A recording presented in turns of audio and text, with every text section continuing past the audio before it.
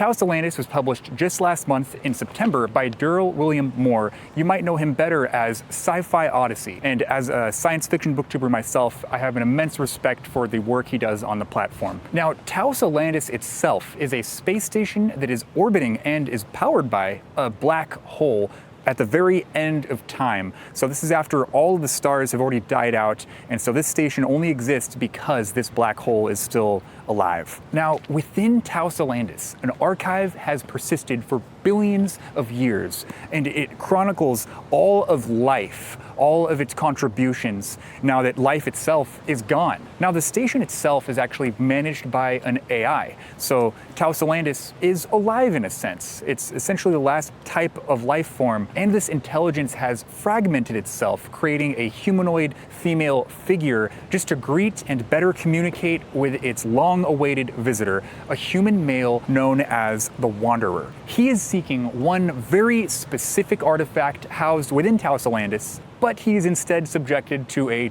tour of the facility. She offers him a collection of tales that she deems to be the most significant, ones that he must hear. And with this, the reader is confronted with the overall structure of the book. You see, Tao Solandis is a compilation of highly interconnected short stories. Galaxies apart or millions of years apart, they all take place in the same universe. And this reminds me quite a bit of the Hainish cycle by Ursula K. Le Guin in a way, which is very high praise already. Now, in between each of these 5 stories, we come back to the station, Tao Solandis, to continue sort of the meta-narrative. Clearly, this is a fantastic premise, one that opens the floodgates for some really cool stuff. Now, here are my thoughts about each of the 5 stories. Story number 1, Zero Sum Sunrise.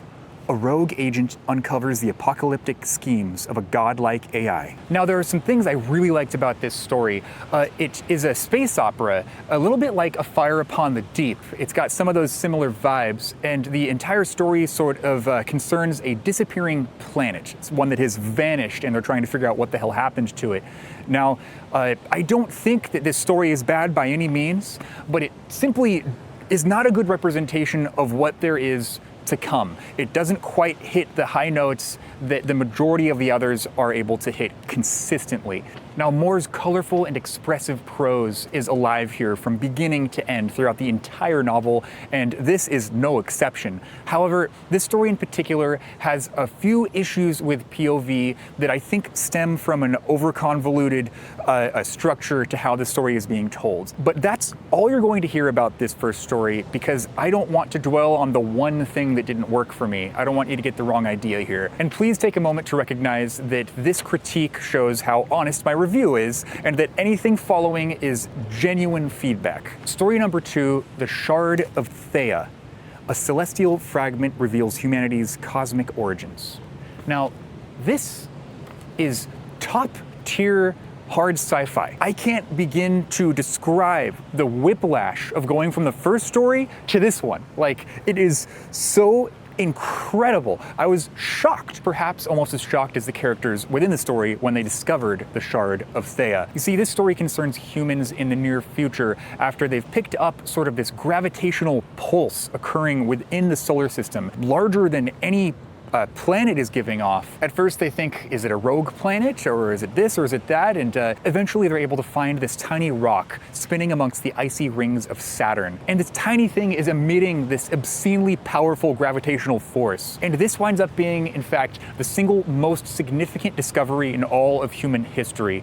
And I don't want to give away much more than that, but there's one other thing I want to say, and it's actually revealed with the title of the story, The Shard of Thea. So Thea is this hypothesized planet that may have collided with the Earth very early on in its lifespan that was actually responsible for the creation of the moon. It's like a fragment from that collision. And man, does Moore do some really cool stuff with this concept. This was the most interesting science fiction short story I've read all year, until I read the next story. Story number 3, Dirge of the Shy Songbird. An alien battles soul-stealing biotechnology to save his beloved. This once again is like Ursula K. Le Guin's work in some ways, most specifically Rokanan's World and Planet of Exile. But this is mixed with the violent danger of Brian Aldiss's Hot House. And if you've been watching any of these videos, you know that I love all those books. But Dirge of the Shy Songbird is unique. It's not just a mix of these few ingredients. It's something very new, and it's something alien. The characters we see here are alien. The creatures we see here are truly alien. The world is alien. It's not just some copy-pasted thing here. Now, towards the beginning of the story, I was getting a little bit annoyed with these phrases within like the local dialect. And you're just sort of peppered with these things. But then it all kind of hit me at once. I realized that, oh my God, I just learned all these words. They were all absorbed into my vocabulary by immersion, by context. Just like how the best way to learn a foreign language is to immerse yourself in the culture, Moore actually does this within the narrative. So you're actually immersed in this culture and you learn their language without having to force yourself to. It just sort of locks after a little bit. It's fucking brilliant. It's tragic, it's brutal, but most of all, it's triumphant. Let's move on to story number 4. Counterfeit Sky. In a fractured reality, truth and illusion blur beyond recognition. Now, to complete the first 3 stories in the Hainish cycle, this one reminded me of City of Illusions. Just that psychedelic way of bending reality in the character's perspective. My God, this is beautiful. It's all written in first person. Moore busts out the cyberpunk influences, dealing with a far future iteration or evolution of social media. People literally live their own realities by way of neural implants just behind their eyes. But viruses that can change subjective reality are a huge problem, and our main character is sort of a detective trying to stop these viruses from spreading. It's like a crime thriller cop drama, but that perspective lends to the narrative brilliantly because the character's subjective reality is shifted in these really profound, sometimes terrifying ways. I'd say that this story is probably the tightest in the entire collection. It's probably the most well-written from beginning to end. And Moore uses the knowledge that everyone's seen The Matrix to his advantage. He's able to use the expectations built from that a priori knowledge and just sort of the whole simulation theory concept to take the narrative down these new tragic paths. This story was a blast, and it's easily worth the price of admission. Now with that, we're on to our last story, which is good because it's starting to get dark here. The Eventide Star. A dying star becomes a sanctuary for pilgrims seeking meaning. So if you've watched any of Moore's videos on Sci-Fi Odyssey, you will notice that he often demonstrates a clear poetic talent when introducing the many worlds which he reviews or recaps.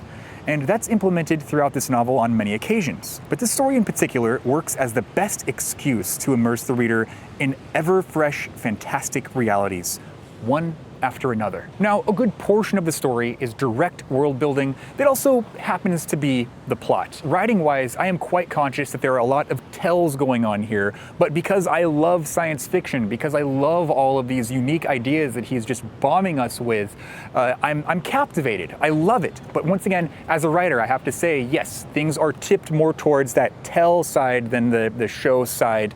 And some people might have issues with that. I didn't. And that's only true up until the end of this story, when the final pilgrim reveals their identity and connects absolutely everything that had happened in this novel so far. You realize that there are these resolutions occurring for all of the previous stories, just one after another, and the heart of the meta-narrative is at last revealed. And that's the thing that separates science fiction from amazing science fiction, is heart. Now, this one reminded me of Stanislaw Lem's Solaris in a way, because of how we have these in-universe texts, in this case, conversations, followed by a really tragic moment in the present. So what do I think of Tao Solandis as a whole? Well, I think it was an amazing read. I was actually blown away. 4 out of 5 stories in this were top-tier science fiction, some of the best stuff that I've read all year. If you're looking for new science fiction written by a truly talented author who can attack many different aspects of science fiction, going from hard sci-fi, soft sci-fi, going to space in the far future, and doing stuff in the near future, go buy it, read it, review it, and while you're at it, maybe buy a copy of my debut science fiction novel as well, Lethal Circuit. It also came out last month. But anyway, thank you so much for watching, and thank you Sci-Fi Odyssey for writing such a stellar read.